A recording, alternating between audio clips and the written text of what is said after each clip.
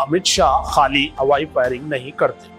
Barrister Asaduddin Owaisi ने NRC पर बड़ा खदशा जाहिर कर दिया है। एसआईआर सिर्फ वोटर लिस्ट नहीं, कहीं ये एनआरसी की तैयारी तो नहीं। वीडियो को आखिर तक जरूर देखिएगा, क्योंकि बैरिस्टर असदुद्दीन अवैसी के इस बयान ने नई सियासी बहस छेड़ कर रख दी है। अमित शाह होम मिनिस्टर अगर कोई मीटिंग करते तो याद रखिए वो कच्चा काम नहीं करता आदमी, हो खाली हवाई फायरिंग नहीं करता, कुछ ना कुछ बराबर वो एक प्रोग्राम बना के काम कर रहे हैं। और मेरे को ये सस्पिशन है, I might be proven wrong, कि वो फाइनली एनआरसी करना चाहते हैं।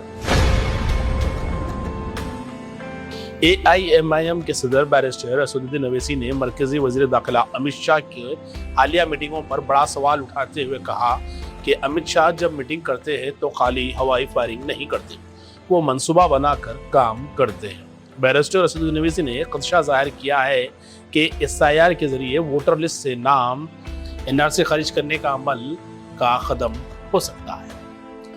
इन्होंने इल्जाम लगाया कि ये SIR शमूलियत के लिए नहीं बल्कि लोगों को बाहर निकालने के लिए बनाया गया अमल है। यहाँ पर आए और जो यहाँ पर नहीं आ सके, प्लीज आपकी सर्विसेज की बेहद जरूरत है। अगर आप लोग आगे बढ़ेंगे, ड्राफ्ट लिस्ट आने के बाद आपको ये बहुत बड़ा अजर मिलेगा अल्लाह सुब्हान ताला के पास से, क्योंकि ये आपको अपनी काबिलियत दिखाना है और जेन्युइन वोटर को उसका राइट मिलना है। आप जानते कि देखिए, अभी आप साबिर भाई भी देखे होंगे, यूनियन होम मिनिस्ट्री ने एक हाई लेवल कमीशन बनाया रिटायर्ड सुप्रीम कोर्ट के जज को, और उनको ये बोला गया है कि जहां जहां डेमोग्राफी में चेंज आए, जहां जहां अचानक आबादी बन गई, वो कमीशन इसको देखेगा।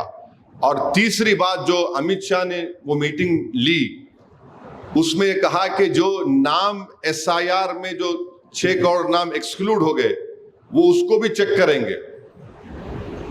अमित शाह होम मिनिस्टर अगर कोई मीटिंग करते तो याद रखिए वो कच्चा काम नहीं करता आदमी, हो खाली हवाई फायरिंग नहीं करता, कुछ ना कुछ बराबर वो एक प्रोग्राम बना के काम कर रहे हैं। और मेरे को ये सस्पिशन है, I might be proven wrong, कि वो फाइनली NRC करना चाहते हैं, क्योंकि ये high level commission of inquiry है, रिटायर्ड सुप्रीम कोर्ट जज है। अब वो बोल रहे कि जहां पर अचानक आबादी बढ़ गई, वो कहीं बाहर से तो नहीं आए, जहां पर अचानक हैबिटेशन बढ़ गया यानी इलाका बढ़ गया, नहीं हुआ। रिटायर्ड सुप्रीम कोर्ट जज को बिठाकर वजीर दाखिला मीटिंग ले रहे हैं। तो इसीलिए मैं कह रहा हूं सबसे, ये SIR एक आसान काम नहीं है, और ये खुल के बोल रहा हूं, ये इंक्लूसिव एक्सरसाइज नहीं है, ये एक्सक्लूजन के लिए बनाया गया है। मगर हम क्या करेंगे, हमको करना है। सुप्रीम कोर्ट, आप जानते हैं सुप्रीम कोर्ट का जजमेंट लॉ बन जाता है। तो इसलिए हम तमाम को मिलकर ये काम करना बेहद जरूरी है।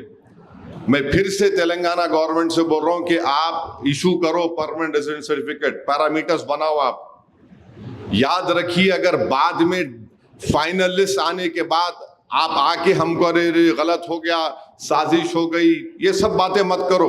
अभी ये टाइम रिएक्ट करने का है, कंस्ट्रक्टिव काम करने का है।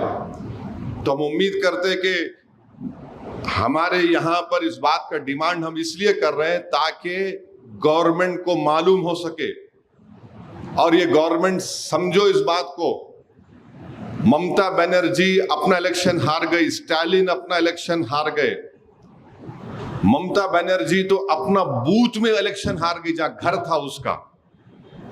ये लोग समझ रहे नहीं, ये लोग मजलिस को बदनाम क्यों करते? अरे इनू एक्साइटमेंट में आ जाते।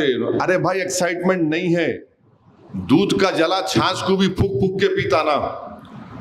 पूरे बिहार में मैं देख के आ रहा हूं, तो इसीलिए ये लोग समझ रहे नहीं बेचारे। खाली एक मीटिंग, रिव्यू मीटिंग। अरे रिव्यू मीटिंग क्या होता जी? तुम एक डिसीजन लो, लेके बोलो तेलंगाना के गरीबों के लिए हम परमानेंट रेजिडेंट सर्टिफिकेट दे रहे, आप दे जारी करो। देखो, एक मिनिमम से मिनिमम जो मर गए लोग उनका नाम कटना चाहिए, डबल एंट्री है कटना चाहिए, बिल्कुल कटना चाहिए। जो नहीं है उनका कटना चाहिए, मगर जो जेन्युइन वोटर है उसको कैसा डिनाई कर रहे हैं आप? और खास तौर से ये हाई लेवल ऑफ इंक्वायरी जो हमारे होम मिनिस्टर साहब बनाए, स्पेशली फिर सुप्रीम कोर्ट ने बोल दिया ईसीआई को कि you forward those names whose names have been excluded from SR to the competent authority का सुप्रीम कोर्ट है, होम अफेयर्स है, ये हाई लेवल ऑफ कमीशन बना दिए। तो ये सब चीजें हैं।